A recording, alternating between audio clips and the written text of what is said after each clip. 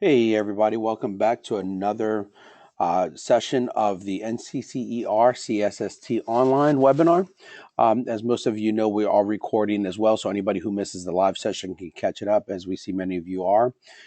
Tonight we're going to be talking about module 75215, which is also page 15.1 in the safety technology book. Again, the book is on your left-hand side, the orange safety technology book. So folks, let's go ahead and talk about it a little bit, and let's talk about the background as well. So you'll see 1.0.0, the introduction, and basically let's talk about the OSHA record keeping, okay? Anytime we talk about OSHA record keeping, we're talking about two different types of record keeping. And tonight we're going to be specifically talking about injuries, illnesses, and fatalities and lost time. So first of all, we may have record keeping like as far as we've talked about in previous sessions, as far as employee training, employee medical evaluations, historical data on any type of injuries, illnesses, fatalities, okay, or any near or miss programs that we may have as well. So those are traditional types of record keeping, but specifically tonight, we're going to talk about reporting injuries, illnesses, and fatalities, and we're going to talk about record keeping on the OSHA 300 log, and also posting the 300 summary as well. Okay. So let's go ahead and talk a little bit and talk about the introduction on it. And basically, the reason that OSHA reporting and recording is so critical when we're talking about injuries, illnesses, and fatalities, many people think that the main purpose of the OSHA 300 log, and let me go to the log, folks, so I can show you what we're talking about.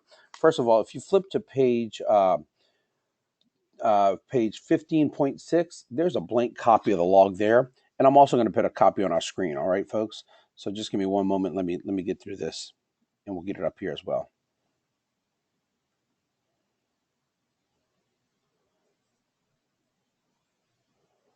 Let's see.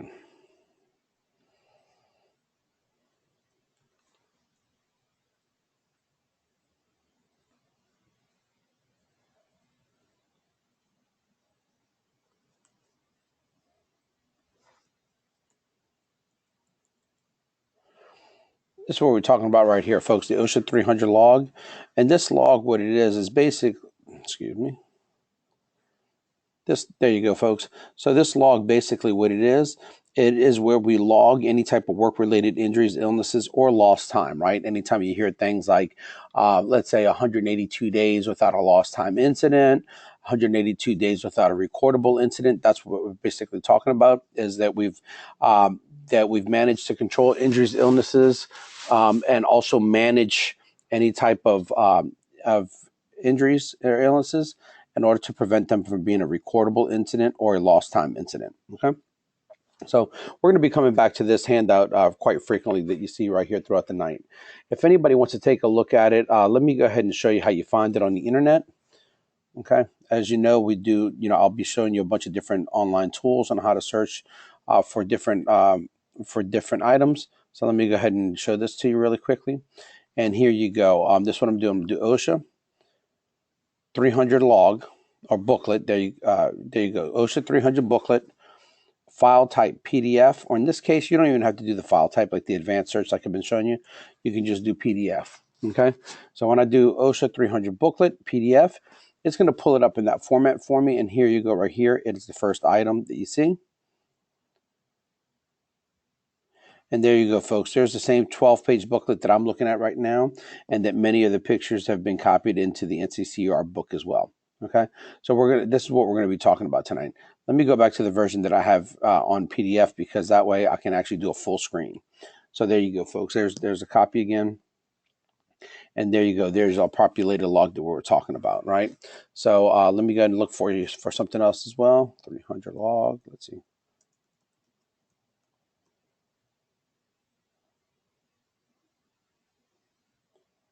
Let's see. Give me one moment, folks. I want to find one more thing for you as we go through. Like I told most of you before, I teach the OSHA 1904, which is the record keeping program. And I teach it for University of Texas and for Mid-South in New Orleans, Louisiana. And basically what I'm doing right now is I'm going to walk you through and show you what a sample would look like. Okay. So here is a populated log that we did, folks. We'll go ahead and work off of this one. Okay. This is basically the same example that you're looking at right now in the book, except for a company that may have had a very challenged injury and illness record for last year, for 2016 year. Okay. So as we talk, I have this one. If anybody wants a copy of it, I'm happy to give it to you. It's not an actual 300. Like I said, it is something that we established for training purposes. Okay. All right, so let's go ahead and go back to 15.1, and we're going to keep on moving forward, folks, okay? The main reason for this log, let me tell you, and this is where some misconceptions come in. When the primary purpose, or the intended primary purpose for this log, as far as OSHA and the Department of Labor, most people think it's to track injuries or to find where trends are, okay, or to calculate our incident rate or our recordable rate or a lost time rate for insurance purposes or for contracts. And unfortunately, yes, it's become much of that. But the main purpose, the intended purpose for this log that you see right here, the main purpose for this intended log here, the reason that it's been designed is that it serves as a warning to all other employees that work for this company. So let's say this company here, establishment name is Doug Castro and Associates, right? Well, basically, what the log would serve is the log would serve as an intended purpose so that other employees at Douglas Castro and Associates in New Orleans, Louisiana, would know how they might be hurt in the workplace. Basically, somebody knows that they could be, if you look at line item 1 right here on case, you see the case number 1, they may note that somebody was a janitor in the first floor bathroom, they got a needle stick from emptying the garbage, okay? So there may be a clerk also on the delivery dock that may have a broken arm from a sexual assault, right? I may be Billy Randall here, a mechanic. I may be working in mechanic shop 5. I may have drank diesel from a Snapple bottle, okay? That maybe somebody put some off-road diesel in a Snapple bottle. So basically, this is the intended purpose of the OSHA log, which is to serve as a warning that it will advise us as employees, as future, present, and potential employees, that we may be harmed in our workplace and where to watch out for hazards. Like I said, but ultimately what it's often used for is for basically our credit record or safety credit rating and or tracking and trending injuries, okay? Which is obviously much needed, but like I said, its intended purpose should be for hazard awareness. Okay, so let's talk about it, right? So when is this required? Okay, so this is what OSHA states, folks, is if you have a company that has greater than 10 employees, not 10 or greater than 10 employees, basically 11 or more employees. But our law doesn't really speak like that often. Our law often uses the number 10. So OSHA says that if our company has greater than 10 employees and the establishment is open for a year and a day or greater, more than a year, right? A year and a day or greater, that the employer must have a log for that particular facility, okay? Or a log period for that company if it's got greater than 10 employees. Unless it is in a partially excluded or partially exempt industry, which is often a lot of white collar and retail and administrative offices. So basically, OSHA says that if we have employees that are, let's say, working with their tools primarily, well, we're probably going to have to maintain a log. Okay. So I'm switching over to page 15.2 now. OSHA has really specific requirements, right, about the type of information that's going to be recorded. This 300 log is a minimum mandate of the information that has to be provided. Okay. So what happens is any employer can draft their own OSHA 300 log. It does not specifically have to be the OSHA form. It can also be done electronic in the form of a Excel spreadsheet or a Word document. So let me show you with that. So let's say Excel spreadsheet, I come back to the internet, right? And let's say I want to look up for this form in Excel. I can go and get rid of this. If I type in OSHA 300 booklet file type : XLS now, what it does is, if you notice here on my left column, it basically searches and it's filtering out all other documents. And what it's giving me left is an Excel spreadsheet that's referring to the OSHA 300 log. So not all of them will be, but many of them are. So let me go ahead and see if this was one. So I'm opening it. And let's see. Okay, so that one's not one. So let's go ahead and try to find another one. Let's see. If you just bear with me for just a moment, we'll find one that is a 300 log. Oh, I tell you what, I know what I'm doing. Let me do 300, OSHA 300. Let's get rid of the word booklet. Let's do form. Okay, so OSHA 300 form XLS. Sorry about that. OSHA 300 form file type XLS. And there we go, folks. That's what I was looking for. I apologize about that. Alrighty, and if you look down here at the different tabs, right? Here's the OSHA 300 form. That's the form that we're looking at now, folks. That's how we populated that sample form. Here's the annual summary, the 300A. I'm going to show you this in the PDF. It's a little bit easier to understand. And then the 301 form, which is our incident and illness injury report form. Basically for any, it could be for any injury period, and then particularly for a recordable injury. Okay, so I'm going to be showing you a few things on all three of these. So let's see, let's go ahead and go back. Excuse me one moment. So let's go back to this form, right? There's our 300. Okay, so I'm going back to the book now, and I'm at 15.2 in the left column. And basically, what's record keeping? It's that process, right? It identifies and it classifies information about the injury or illness that occurred. And basically, we're determining through case management, we're determining, is it going to be a recordable injury? If it's a recordable injury, it's going to have to go on this log, okay? And what are we keeping on this log? What information are we trying to find out? Well, first of all, it's going to go on this log if that injury or illness is work related. Second of all, we need to know, is it a recordable, right? And I'm going to show you the decision tree in just a moment at the bottom of this page. Also, what type of medical treatment needs to be recorded, right? Anything beyond first aid, basically. I'm going to show you where to get this information, and also how many days are missed, right, or involved in restricting work after an incident. So we're going to talk about that in just a moment. So go to the bottom of 210, work-related injuries and illnesses, and you'll see there it's it's figure 1, and it's a recordable injury and illness decision tree. And basically, these are the questions that we're asking, right? First of all, did the employee experience an injury or illness? If they didn't, we're not even talking about it right now, right? Because it would just be a normal day of work. But if the employee or the employee did experience an injury or an illness, well, then we would go down the flow chart and go to yes to the next step. If no, it's not a recordable. The next step, let's say in the case of a near miss, maybe, right? So no, it's not a recordable, it's over. We may be doing some type of mishap report or investigation just so that we can take some corrective action and hopefully it not happen again, right? But if it was an injury, the next step is, was it work-related? And what does OSHA say about work-related injuries? Is anytime it happened in the workplace. So where's the workplace, right? Well, it depends. So let's go to Google. Let's see what Google tells us about workplaces. And the workplace, basically, let's see. The workplace, as far as OSHA is concerned, is anywhere the work's going on, okay? So let's say workplace, okay, well, workplace could be the office, right? It can be a construction industry, all right? It can be training. It can be all over the road. All those are definitions for a workplace OSHA, right? So perfect examples here. Any of these people in any capacity they do, regardless of where they do it, if they're doing it in the scope of their work, it's the workplace. Anybody in construction, anybody in oil and gas, anybody in manufacturing, anybody in baking, retail, you name it, okay? Healthcare, it's the workplace is wherever our job is. If our job is to do it on the street, that's our workplace. If our job is to do it in a hospital or a museum or a restaurant, that's where we do it. That's our workplace, okay?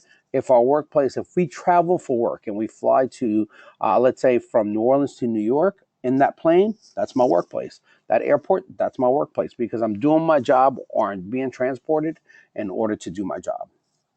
Okay, so the next question we're going to ask is the injury a new case or an old case? If it's not a new case, right, if it's an old case, we would update the previously recorded injury illness, the box to your right. If it is a new case, well, then we would go to the next step and we would determine, right, does the injury or illness meet the general recording criteria? Basically, does it go beyond first aid is what we're looking at. If it goes beyond first aid, if it does not go beyond first aid and it's not a recordable, and then it's not a recordable, right? We go to the left and down. However, if it is beyond first aid, and then what happens? We record the injury or illness, okay? And where are we recording the injury or illness? We're going to record it on our log, okay? We're going to record it here on the OSHA 300 form.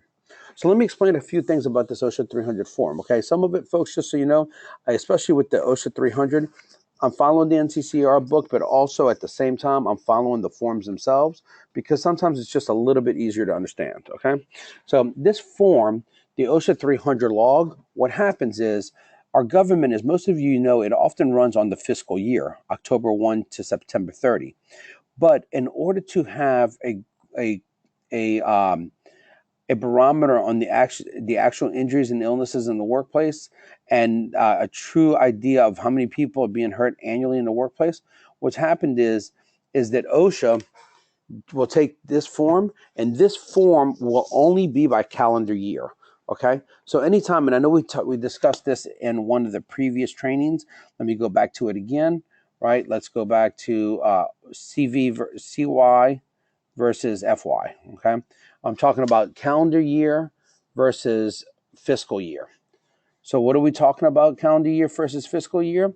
Okay, federal government, our fiscal year will start. Let's see, fiscal year. Let's say government. It's going to be October 1st. I'm just going to give you an example here. There you go. Our fiscal year is October 1st to the next year, September 30th. Okay. The year it ends in is the year that it's the fiscal year. So if you ever see fiscal year 2015, you know that year ended September 30, 2015. Or you could see the acronym FY 2015 or FY15.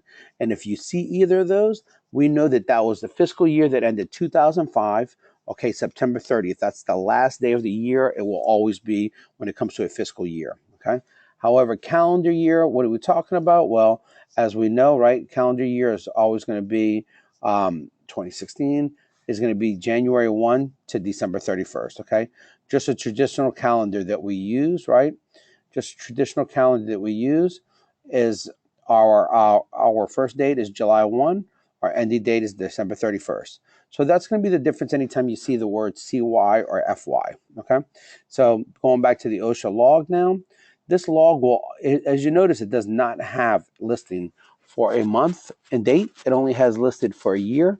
So by noting 2016 there, right, 2016, what that tells us at that point is that I know for a fact that is January 1 to December 31st, 2016, okay?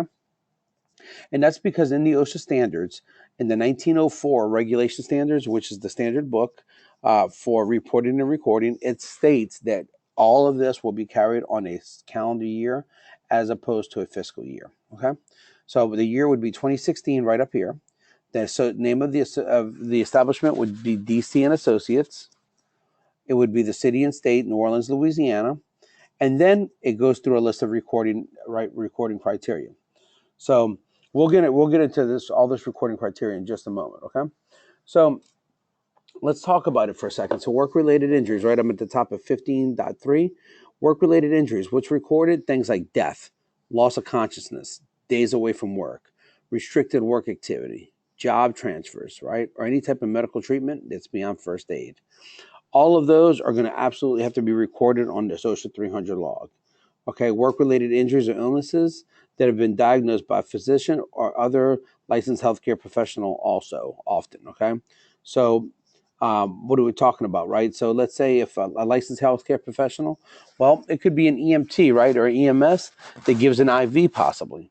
It could be a nurse practitioner. It could be a physician's assistant, a doctor, okay? Anyone with a healthcare background that can give a diagnosis or treatment that goes beyond first aid. Okay, and then also, in addition to that, things like items also like work-related injuries or illnesses, like we said, right, that's been diagnosed by a physician or other licensed healthcare professional we just talked about, work-related cases involving cancer, chronic irreversible diseases, fractured or cracked bones, and punctured eardrums. Those are all recordables as well, okay? And then chronic irreversible diseases. What kind of things were we specifically talking about? Asbestos, right? Asbestosis, mesothelioma, silica. Okay, it could be hexchrome. Okay, metal poisoning or metal fever. So many different ones, right? Also, it could also be OSHA. Basically, what they've done, they've established additional criteria for cases requiring record keeping, right? So these certain cases, right? First of all, they're going to be work related, right? In order to be reported, they have to be work related, and then we're going to report the following conditions when we verified that they're work related, right? Any needle stick, and when I'm talking about needle stick, when I'm talking about a hypodermic needle that's been expired, right? So let me go to needle stick, and basically something that somebody has injected in themselves. So a new needle would not be a needle stick, okay?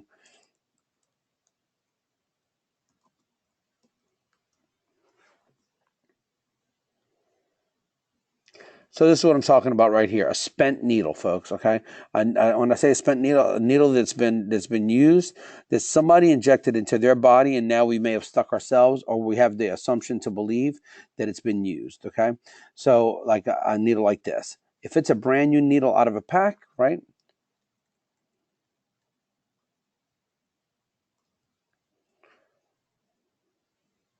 If it's a brand new needle out of a pack, that would not be a sharp, right, or a needle stick. That would just wind up being a puncture. Okay.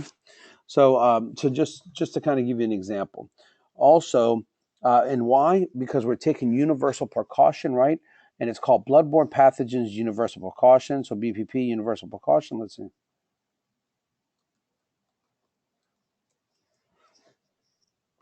Here you go. Universal precaution. What we're basically saying is that we assume that the blood is contaminated, right? Anytime we get to a bodily fluid, feces, urine, vomit, right, and we're contaminated with somebody else's bodily fluids, um, we're going to assume that blood, I'll call it hot, right? That blood is hot, or that blood is infectious, or that bodily fluid is infectious, until we can prove that it's not. Okay. Once we prove that it's not, and then it probably would not be recordable. But if we cannot prove it, we must assume that it is contaminated. Okay. All right, and then in addition to needle sticks, what else are we talking about? Any case requiring an employee to be removed from the site for medical treatment, right? Now we're not talking about there's an item called medical removal. Okay, so for medical treatment, if they're going to be removed from medical treatment, that's one thing. It's going to be recordable if it's anything beyond first aid. But often, let's say somebody's immobilized on a stretcher. That is a temporary immobilization device, and then a stretcher or a gurney or something like that. What would happen is that's not necessarily recordable. It depends on what treatment's going to be given. Okay. However, if he goes beyond first aid, it's automatically recordable. And then also, they're talking about medical removal. And what does medical removal mean? Is that all of a sudden a doctor, a healthcare physician, or the employer determined that somebody's blood levels are getting significantly high, or they're at risk to where the OSHA table, right, the permissible exposure limit tables, say that the person has to be that the person must be removed from the work environment in which they're in because they require medical removal. So that's what that means. Okay. Um, and then also uh, uh, any case in which the positive skin test, right, or diagnosis has been made by physician or their licensed healthcare professional after exposure to something like tuberculosis as well. So tuberculosis is also another reason, and tuberculosis, folks, that's another reason why you're seeing a lot of times now the facilities are no longer just non-smoking; they're non-tobacco. Period. Non-smoking, of course, the risk of fire and then cancer, secondhand smoke, right? But not only that, but also in addition to that, know the no dipping and spitting because of the risk of bloodborne pathogens. Okay, that we don't want those potentially infectious materials or disease materials. Okay, so medical treatment, right? What does OSHA define as medical treatment? They define managing and caring for a patient, right, for the purpose of fighting disease or illness. That's the definition, basically, of medical treatment. So certain types of medical treatment are not applicable to OSHA's record keeping rule, right? So we'll talk about a few different exceptions. If your role as a safety technician, right, you know, if your role as a safety technician, um, you have to know what treatments and procedures are considered medical treatment. I'm going to show you where to find this information, all right, folks? And then in terms of OSHA requirements, right? So it all goes as per the OSHA standard. Some medical professionals, especially occupational medicine doctors, OCMEDs, they often know and they can help us out as well to try to let us know what's a recordable and what's not a recordable. Here, the following list certain types of medical treatments that are not going to be considered medical treatment and they're not going to be recordable. If we visit a doctor or a healthcare professional strictly for observation and counseling, it's not going to be recordable. If it's for diagnostic procedures, right, including administrative prescription medicines, right, that are used solely for medical testing, no. If they're going to run a CAT scan, right, and they have to give us any medications, or they're going to run let's say an MRI, or they're going to run x-rays on us, those are not recordables. It's if anything is determined that there's a work-related injury beyond first aid, that would make it a recordable, not the actual diagnostic and testing, okay? And then also that, and in addition to that, any procedure that we label first aid. And I'm going to show you where to find all those information. There's a little bit on the next paragraph, and I'm going to show you a much more detailed list. First aid, right? What are we talking about? First aid? It's the emergency care or the treatment that's given to an ill or injured person, right? Before for medical aid's given, or in lieu of medical aid if it's not necessary. So since it's not considered recordable, we have to make sure that we know the type of treatment, right, that's given to an ill and injured worker. And let's talk about a few of them. Here's a few of them in the following types. We're talking about using non-prescriptive medications at non-prescriptive strength. So we're talking about using a medication that is also below the recommended dosage or non-prescription recommended dosage on the bottle itself. So let's say if Tylenol is 1,000 milligrams, right? 500 milligram pills with Tylenol for every, let's call it 4, 6, or 8 hour period. If the employee is told to exceed that limit by a doctor or by any other healthcare professional, well, that exceeds the non-prescriptive dose. Even though it's a non-prescriptive medicine, it also exceeds the non-prescriptive dose. So let's see.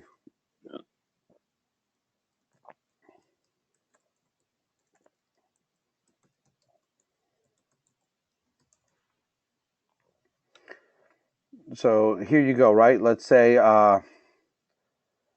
let's go with Tylenol. Let's see.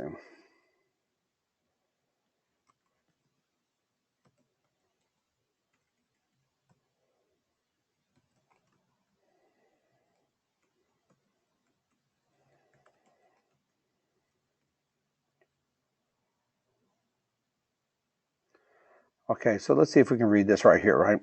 Here we go. Okay, so on this Tylenol extra strength, let's see what the prescription is, right? Take 2 tablets every 4 to 6 hours as needed, all right? So this is non-prescriptive medicine, folks, at non-prescriptive strength. As soon as a doctor or any medical professional tells someone they can take more than 2 tablets, right, in less than every 4 hours, now what happens is that now has become a prescriptive dose. Even though it's not a prescriptive medicine, it is now a prescriptive dose, okay? And then, of course, we all know what a prescriptive dose is, right? Anything that the doctor's writing a prescription for that we're getting over the counter, basically, okay? So remember, it's got to be non-prescriptive strength, non-prescriptive dose. And then cleaning, flushing, or soaking wounds, right, on skin surfaces. Also using wound coverings like bandages, ace bandages, gauzes, butterfly bandages. All that is non-recordable. That's considered first aid. Using hot and cold therapy is first aid, or not medical use, not medical treatment. Using any totally non-rigid means of support like elastic bandages, wraps, or non-rigid back belts. Using temporary immobilization devices, right, to transport accident victims, things like splints, slings, neck collars, backboard, stretchers, right? All of those items are going to be for immobilization and for preventative purposes in most cases. Okay, for easier and safer transportation, so it's not necessarily recordable. Okay. Also, drilling a fingernail or a toenail to relieve pressure. That's gonna be considered first aid. Draining fluids from blisters. Using an eye patch. Now, using an eye patch, let's say because there was debris in the eye or something like that. If we take an eye patch because somebody lost the eye or the eye was significantly injured or punctured or vision loss, well, then yeah, it's probably going to be recordable, okay, depending on the situation. Also using simple irrigation or cotton swabs, right, to remove foreign bodies that are not embedded in the eye. So what am I talking about not embedded in the eye? I'm talking about maybe sitting on the eyeball or within the skin, between the skin and the eyeball. But once it's embedded into the eyeball itself, it's going to wind up being a recordable, okay? Also, using irrigation, tweezers, cotton swab, or other simple means of to remove splinters, right, from any other part other than the eye. So tweezers cannot be used in the eye. Anything embedded in the eye will be a recordable. If it's embedded in the skin, and then yes, and then at that point we can use tweezers, and we can use any other type of soft irrigation also. Okay. Um, Also using finger guards, using massages, and mixing fluids, like maybe having somebody drink Gatorade, Powerade, right? Items like that. Water is not, as soon as that employee receives an ID because they're excessively dehydrated, now it is a recordable. Okay, so in addition to that, also cases involving restricted work, right? So what's restricted work? This is the definition of restricted work as per OSHA. Let me just go ahead and bring you to it, okay? This is what I'm doing, folks. I'm doing OSHA 1904, which 1904, just so you know what it is, folks, is the OSHA reporting and recording standard, right? We've talked about it through multiple presentations already, but we'll go ahead and talk about it again tonight. OSHA 300, and let's do restrictions, right? Or restriction. So 1907 is where I'm going. This is the OSHA standard. Okay, and then let me find it for you real quick. Let's see.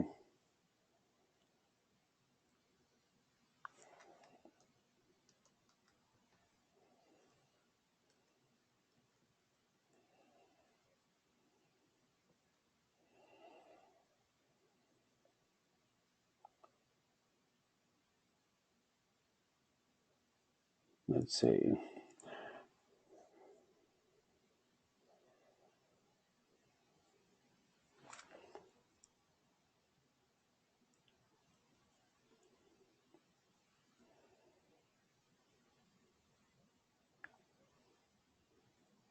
And basically, let's see, do a record.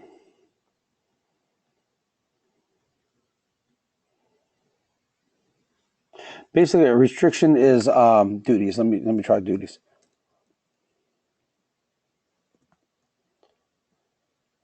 Okay, so here you go. Right, here's a perfect example.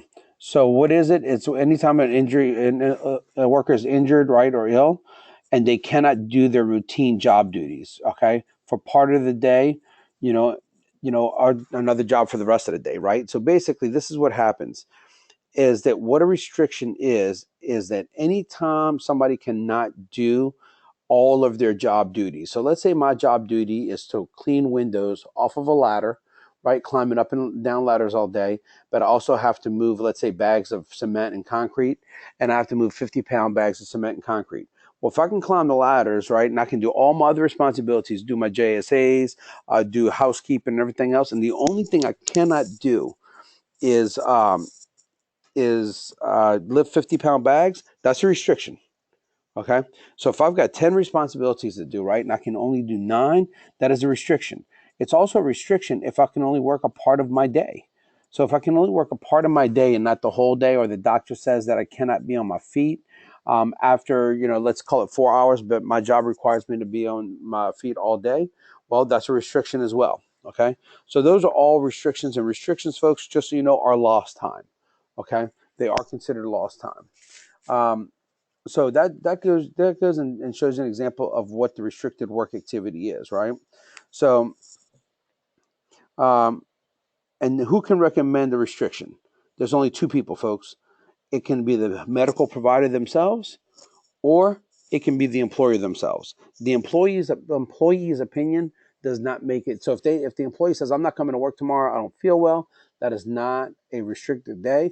Restricted day would be the doctor telling that person they cannot come to work, or come and perform all of their regular functions and duties, right? Or the employer determines that the employee cannot perform all of the functions and duties.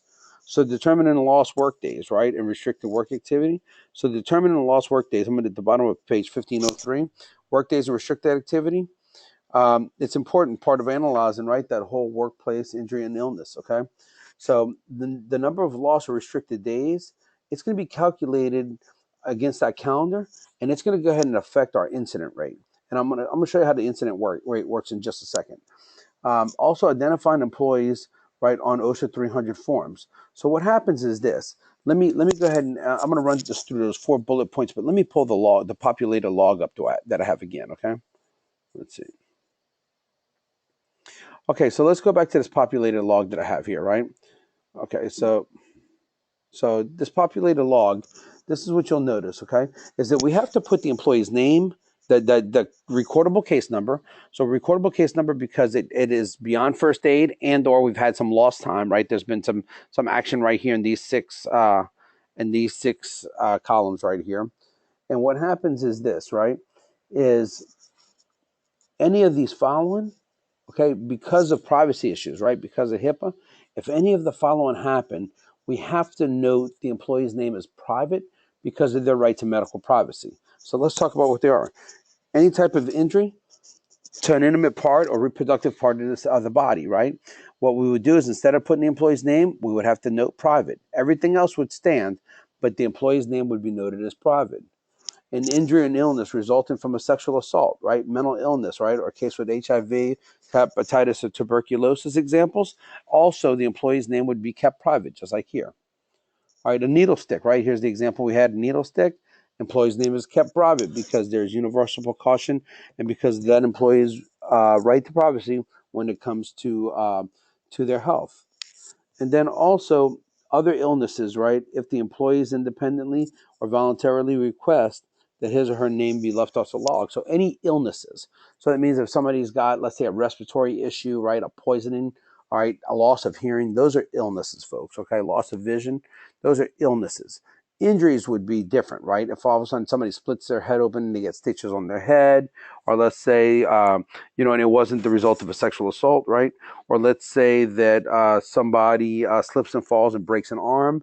If the employee wants their name to not be put on there as private, they cannot. It can only be one of those reasons that NCCR is noted there in 15.4. Okay, so classifying illnesses and injuries, right? So when we talk about classifying injuries and illnesses, let's talk about what we have here, folks. So you have the case number. Always starts on 1 for the year we're in. This would have been January 1 to December 31st last year. This year, the 2017 log would be started. It would not be finalized till December 31st, but it'll start at January 1, 2017.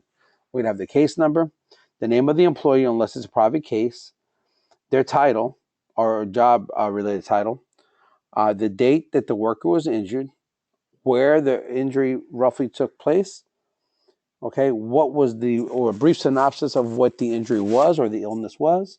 And then we want to know here, if you see this gray shade here and this gray shade here, we want to know the most severe of these four.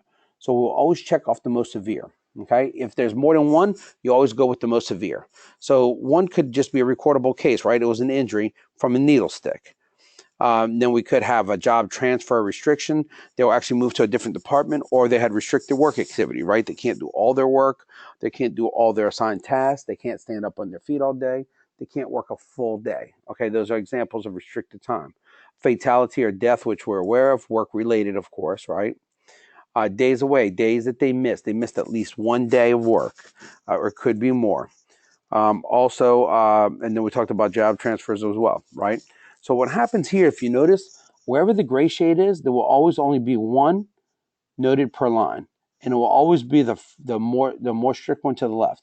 So if this employee had days away and then died, we would erase days away and then come back over here and click on next on died. Okay, it's always the most severe and traumatic. We also count the number of days that an employee is either working from home or working in a different department. So we're counting those days as well. And then ultimately we calculate the injury or the illness or the fatality and determine whether it was in here again in the gray shade. It'll only be one check per line, per horizontal line.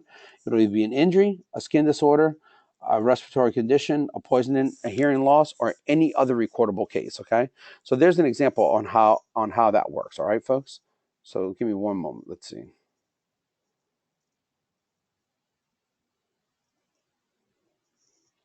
Okay. So there you go, and now you see how that works. Okay, so injuries. What are we talking about? Right, cuts, punctures, lacerations, abrasions, fractures, bruises, contusions, chipped teeth, amputations, insect bites, electrocution, and thermal. Some of them may be those. Most of those will be wind up being recordable. Some of them will. And the rest of them will be only if there's medical treatment beyond first aid. Okay, but let's say abrasions, fractures, chipped teeth, amputations, okay, electrocution. Those are always going to be recordable. Okay, those will always be recordable. Okay, so I basically showed you what the classifications were on the death. Right, somebody dies, days away, they miss a day. Um, they miss a day of work. You never count the day of the injury. You always count day one will always be tomorrow. Okay, so if that employee misses a whole day tomorrow because the doctor told him to or the employer told him to, that's a lost day. If the employee opts not to come in, that is not a lost day. All right. So if the employee opts not to come in at all, it might be recordable, but there won't be any lost time on it. Okay, if the doctor said that they could return to work, if the doctor, the medical physician, or the licensed healthcare professional, right, said that that employee can't return, well, then yes, now it's going to be a return day, or if the employer makes that decision themselves. The next one, so that's a lost day. The next one is a job transfer restriction. Transfer, they move us from one department to another. Move us into the safety department or housekeeping or purchasing or whatever the case may be. The next one is a job transfer restriction, right? Restriction, like we said, is restriction is they can't work a full day, they can't work a full day on their feet, they can't do all the responsibilities that they have. Any of those makes it a restriction, and then any other recordable case.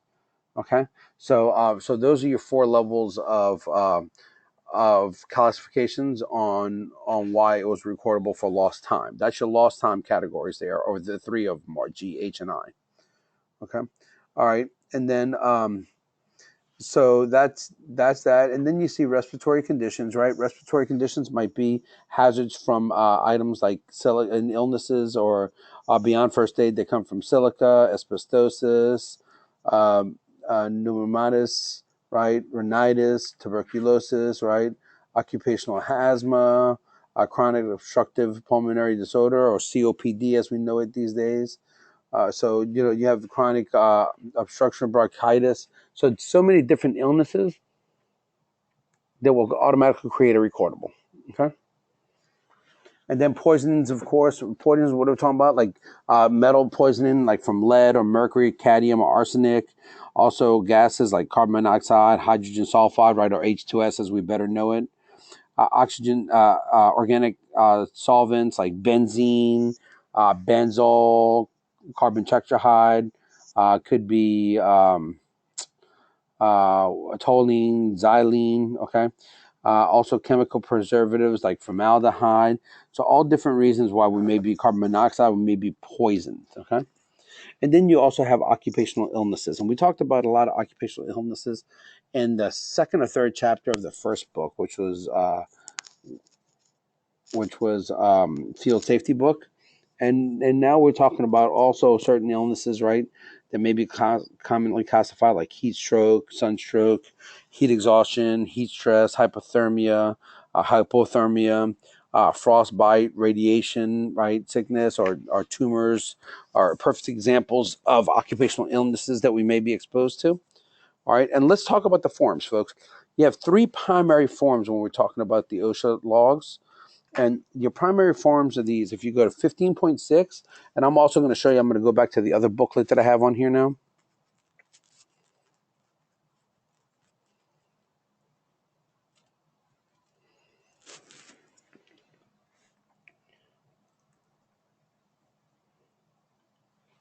Okay.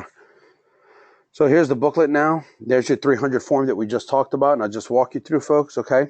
That is the log. All right. In order to be on the log, you would have to have an illness or injury incident report. Here's the OSHA 301 form. This is the generic injury and illness incident report form by OSHA. Any employer's form, the employer is welcome to use OSHA's form. They must use a form. They can either use OSHA's form, they can use their own form, they can use their insurance form or their client's form, or anything that they buy out of a can or a program. Okay, as long as it has at a minimum all the information that this form has on it. So these are things that are really crucial, right, that we know. First of all, anytime you put the employee's information, make sure you put the employee's personal contact information. So if the employee is nowhere no longer with the company, right? And if that employee, and if anybody wants to interview that employee, or if the government does, well, what'll happen at that situation is that they have that information, and so does the company, right? Their date of birth, the date they were hired, okay, name of the medical provider if they went to one, or EMS or hospital or whatever. Were they in the emergency room? Were they admitted into the hospital overnight? If they were admitted into the hospital overnight, folks, this is what happens: is that first of all, if we have a fatality in the workplace and it's work related, the employer has 8 hours to contact OSHA for any fatality that's work related in the workplace from the time of discovery. So not, let's say if we discovered at 5 p.m., we have till 1 in the morning to notify OSHA. Okay, so it's 12 hours from the time of discovery, not 8 hours from 8 to 5 or 7 to 3 or something like that. Okay, so it's a 24-hour clock. Also, in addition to that, is if they're hospitalized. If you look at number 9, and if it turns into an overnight inpatient stay, now employers must report to OSHA within 24 hours of an inpatient stay, all right, an amputation or the loss of an eye. So if we have any of those, we must report it to OSHA within 24 hours of the time that they're admitted into the hospital. Okay. So just remember, right? Fatality 8 hours, hospitalization, not ER, actually admitted to the hospital, or loss of an eye or an amputation, 24 hours from the time of the discovery of the incident. Okay. Um, Other needed safety and health training records, right? So what happens is, I'm sorry. So this is the 301 form, and let me bring you through the 300A form. You see, it's noted above. It's called the summary. What happens is, it is this form right here. This is the annual summary. You may have seen it in your workplace before. What happens is that the employer will put the name of the establishment where we work, the state, the city, the street, the city is state, right? Either our SISC code, or our service industry code, and our NAICS code, which is more popular these days, the total number of employees that we had, okay, and the total hours that we worked last year. And then somebody will certify it, okay, basically stating that this information is true and correct. This is called a summary. What happens with the summary is that the information is taken from this form, from the OSHA 300 form, which, let me go back to the other one that we had really quickly. Let's see.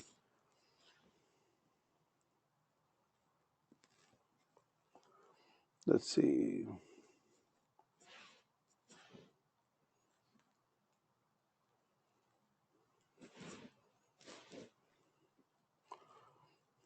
Okay, let's see. I'm trying to pull up this last one for us right now.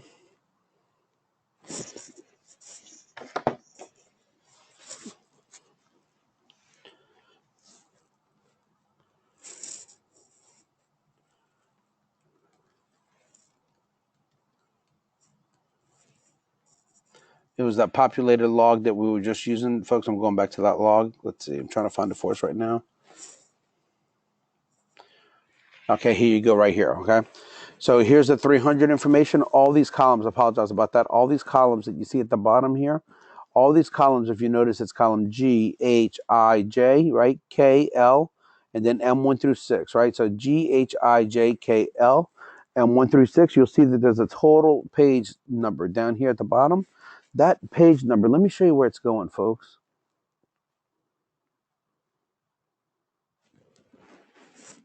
For some reason, I'm not able to open both of them aren't staying in the same folder for some reason. My 300 and my summary. So sorry about that. Those numbers are going here on this summary, right? And there's your letters, folks. The page totals from that is coming to G, H, I, J, K, and L, and then M1 through 6. Okay, so that's where that information is going. Okay, that's where it comes from. And this is the annual summary, folks. So the log, this log is run calendar year, right? 2016 would be January 1 to 2017 January 1 to December 31st. And this annual summary must be posted all of February, all of March, all of April. That's February 1 to April 30th every year. It must be posted in the workplace for employees to see. And the summary, like I said, is a total of these numbers, okay? So there's your summary, your 300A, there's your log, the 300, and then like we said, there is your incident form, which we can use our incident form, insurance company's incident form, or the client's incident form as well, right? And it has to have a minimum of that information. It can have more, it just cannot have any less, okay? And then in addition to that, this is the worksheet. Let me find the worksheet for you. Here you go, the worksheet for the average number of employees, okay?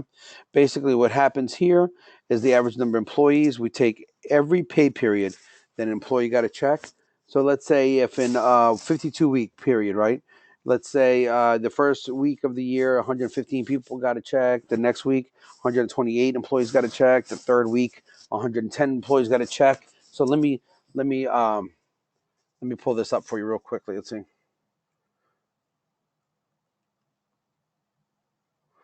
And these average number of employees here, the forms that I'm pulling up for you right now, folks, I'm happy to send them to anybody. Okay, so email me if you want them. This is not part of the NCCER course, but I just want you to have a little bit more background on it. And then, and we do teach that OSHA the 4-hour class at 7845 for a couple of different universities. It's always a good class for anybody who needs, who's got a responsibility for knowing that. Okay, so let me go ahead and pull this up now. Let's see.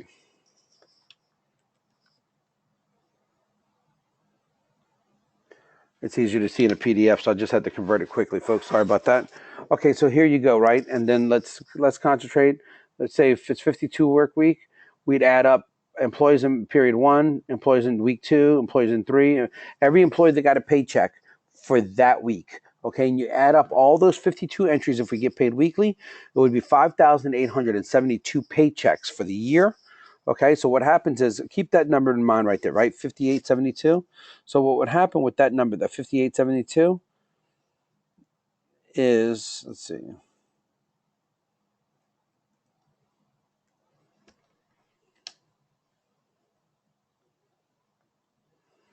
That 5872 number would go here. So 5872, and just give me 1 second. I'm getting my calculator out right now.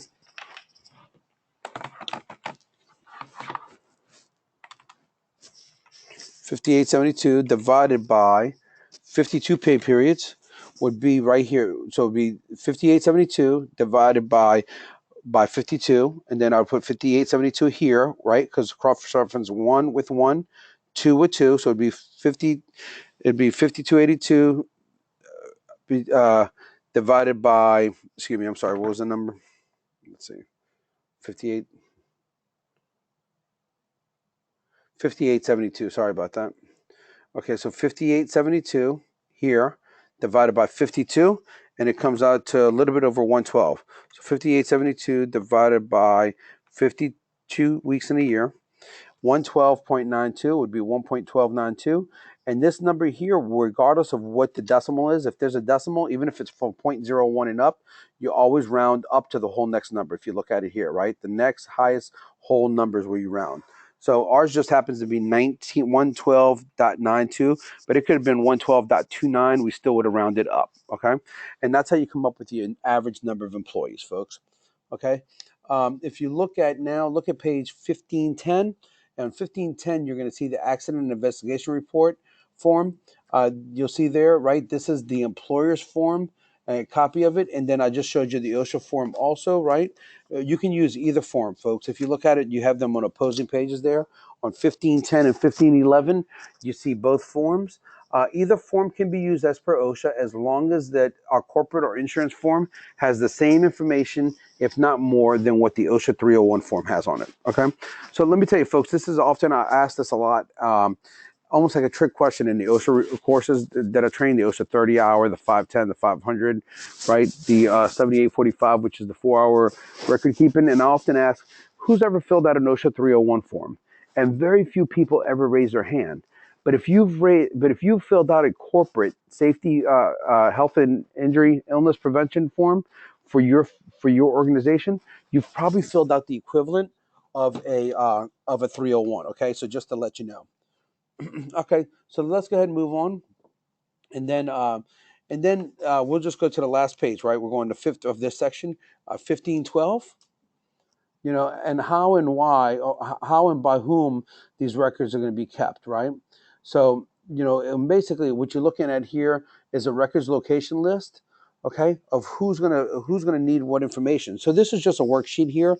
Basically, what you're doing is trying to memorialize and know whose responsibility it is to keep what, right? Employee applications, work-related medical records, employee work-related exposure records, employee training records, acknowledgement forms, the OSHA 300 logs right now, what we're talking about, accident forms or incident forms, inspection reports, forms, also safety meeting reports, maybe meetings from safety minutes, motor vehicle and mobile equipment maintenance and inspection report forms, crane repair, and then also annual inspection records as well.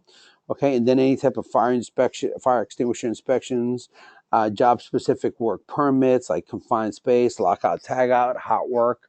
You could also include things that aren't on that list, like maybe inspections of PPE or rigging inspections of maybe equipment, like rigging equipment, either synthetic or wire rope or chain for their pull test results, right? So it just depends on what the information is. And the thing is, nowadays with electronic reporting and electronic data, OSHA states that often the records don't have to be on site, but they do have to be accessible from on site. Okay, so just keep that in mind. We don't always have to have paper copies now. We discussed this today in a training class that I'm holding, but at the same time, if we can't produce it, it's like if we didn't have it at all. Okay, so if you don't have it, if your computer crashes or the hard drive crashes and we lose all of our documentation, it's equally as bad as not having had the paperwork to begin with. Okay, so just keep that in mind, folks. So this is what we do. We're going to go ahead and start shutting down this module, folks. We're going to wait about another 15 minutes or so and crank up the second module, the next module, which is going to be 16, and we're going to start at 16.1. And I do want to do this. I do want to review one more time, right? And this is what I want to do is I want to make sure that everybody's comfortable with the OSHA 300 form, 300A, and 301. Okay, so let me go through them one more time from the booklet here and also in our book. So go to your book and go to page 15.6, which you're going to see this form. This is your log. This is maintained January 1, right, to December 31st. Our employer and someone with responsibilities for reporting and recording will maintain it.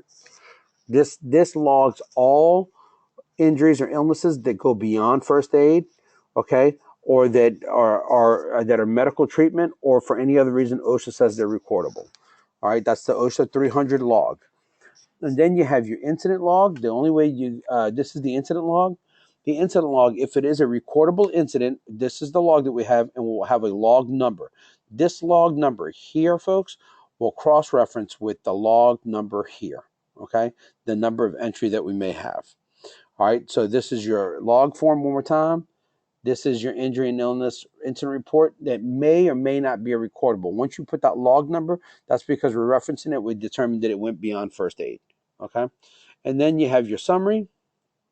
Here's your annual summary, like we said, columns G, H, I, J, K, and L, and then M through 1. All that information comes from down here from these page totals right down here, folks.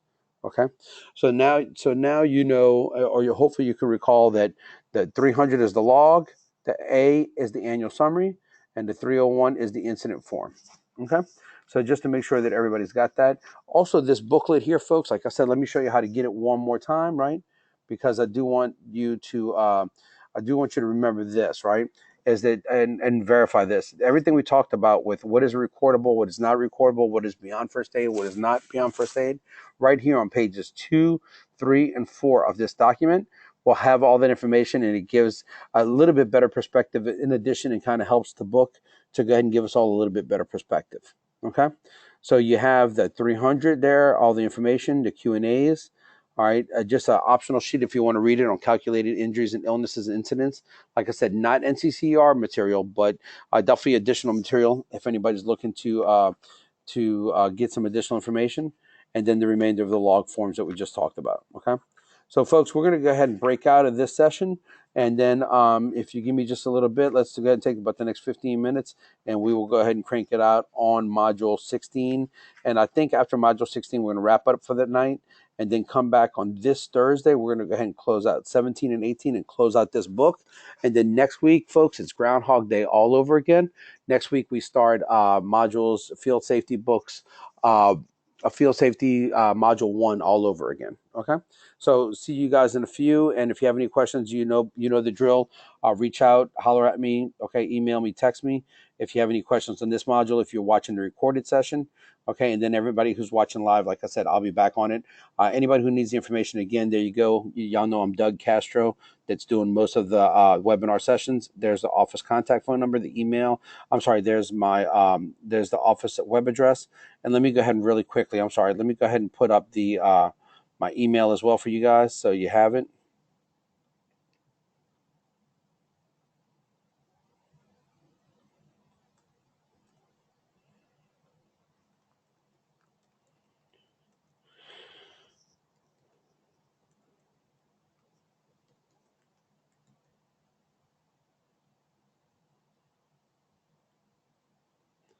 As I told everybody, y'all know we've been doing a lot around PowerPoint in here and trying to help everybody also do better quality video PowerPoints. So just different tools that you're seeing that I'm using right now. Okay, we're actually using as our banner. We're using excuse me, I'm sorry, PowerPoint to go ahead and do this. Okay, it just makes it a lot faster for us and kind of shows you what kind of tools you can actually use it for. Okay, so there you go, folks. Again, there's my email address, right? dcastro at EHS911.com. There's a website, company website. There's the office phone number. And if I don't answer, just feel free to leave a message with somebody else or ask them to contact me and or email me, and I'll send you my cell phone number as well. Okay, talk to you in a bit, folks. Thank you very much.